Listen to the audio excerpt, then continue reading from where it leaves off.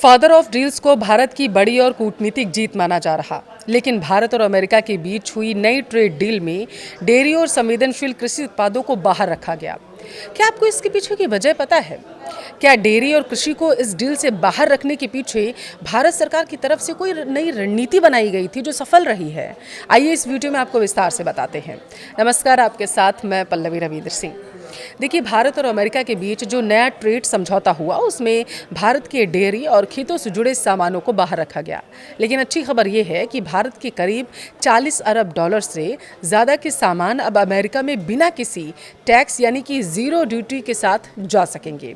कपड़ा, चमड़े के सामान, समुद्री उत्पाद, केमिकल और कुछ खेती और प्रोसेस्ड फूड जैसे सामानों पर लगने वाला टैक्स पहले ही दिन से कम कर दिया जाएगा। जो टैक्स पहले 25% या उससे ज़्यादा था, अब उसे घटाकर 18% कर दिया जाएगा।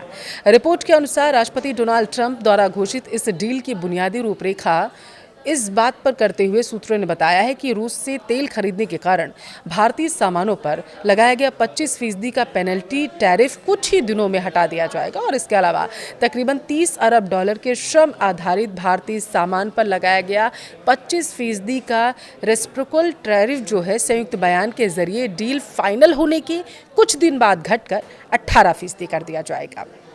अब देखिए, सूत्रों के अनुसार अमेरिकी बाजार में भारतीय एक्सपोर्ट्स को बांग्लादेश, कंबोडिया, वियतनाम, इंडोनेशिया, चीन, मलेशिया और थाईलैंड जैसे देशों से कड़ी टक्कर मिल रही थी। अब क्योंकि उन देशों के श्रम आधारित उत्पादों पर ड्यूटी काफ़ी कम थी, तो वहाँ तकरीबन 19 से 20% ड्यूटी लगती थी, जबकि भारतीय सामान पर 50% तक टैक्स पड़ रहा था। अब इस डील के बाद भारतीय एक्सपोर्ट्स को तकरीबन 1 से 2% की ड्यूटी बढ़त मिल जाएगी।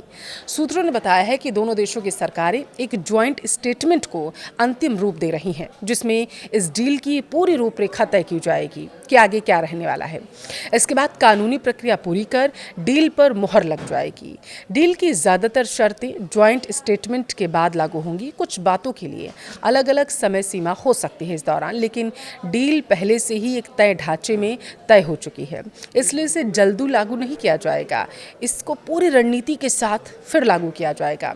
अगर आपको याद हो तो इससे पहले अमेरिकी कृषि मंत्री ब्रूक रोलिंस ने कहा था कि इस डील के तहत अमेरिका भारत को ज़्यादा खेती से जुड़े प्रोडक्ट्स बेच सकेगा, जिससे अमेरिका के ग्रामीण इलाकों में ज़्यादा पैसा आएगा।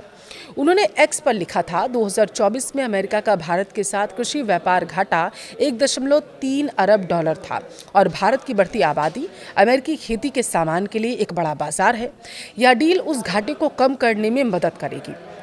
देखिए, सूत्रों के मुताबिक 500 अरब डॉलर की खरीद की प्रतिबद्धता 5 साल में पूरी होगी और इसमें वही चीज़ें होंगी जिनकी भारत को सच में ज़रूरत होगी। जैसे भारत को तेज़ आर्थिक विकास के लिए 100 अरब डॉलर से ज़्यादा के हवाई जहाज़ और उनके पार्ट्स चाहिए होंगे। इसके अलावा हर साल अरबों डॉलर का कच्चा तेल और गैस यानी कि जैसे LNG की खरीद भी की जाएगी।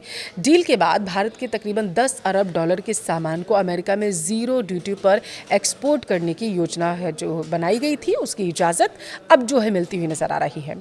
जैसे अमेरिका अपने कई FTA पार्टनर्स को देता है, या अमेरिका की PTAAP सूची के तहत होगा, जिसमें तकरीबन 2000 प्रोडक्ट्स शामिल किए जाएंगे। अब वो कैसे होगा? देखिए, प्राकृतिक संसाधन, कॉफ़ी, चाय, फल के साथ टमाटर और फलों के जरिए ये चीज़ें होंगी। इसके अलावा तकरीबन 4 अरब डॉलर के भारतीय सामान पहले से ही छूट में हैं, जैसे कुछ कृषि उत्पाद, कागज़ और खनिज, फार्मा और मोबाइल फ़ोन पहले से ही छूट में थे और डील के बाद भी वो टैक्स फ्री ही रहने वाले हैं। तकरीबन 12 से 13 अरब डॉलर के कुछ सामान जैसे कि स्टील, एल्युमिनियम, ऑटो पार्ट्स और कॉपर पर अमेरिकी की सेफगार्ड ड्यूटी लगी हुई है। ये ड्यूटी सभी देशों पर लागू होती है और यह मामला विश्व व्यापार संगठन यानी कि WTO के दायरे में भी आता है। अमेरिका के जो सामान भारत के लिए ज़्यादा संवेदनशील है, उन पर भारत में ड्यूटी सुरक्षा बनी रह सकती है। ये सूत्रों के हवाले से सबसे बड़ी इस वक्त की खबर है। जबकि कम संवेदनशील सामानों को तुरंत ही ज़ीरो ड्यूटी की सुविधा जो है वो मिलने लगेगी। संवेदनशील सामानों में डेयरी, अनाज, मक्का, मांस, पोल्ट्री फार्म से जुड़ी चीज़ें, चावल, गेहूं, GM फूड, सोयाबीन और एथनॉल शामिल हैं। थोड़ी कम संवेदनशील सामान जैसे बादाम, पिस्ता, चेरी और हेज़लनट पर कोटा सिस्टम जो है वो लागू हो सकता है, जबकि लेट्यूस और कुछ तेलों पर 3 से 10 साल में धीरे धीरे ड्यूटी खत्म करने की भी व्यवस्था बनाई जा सकती है।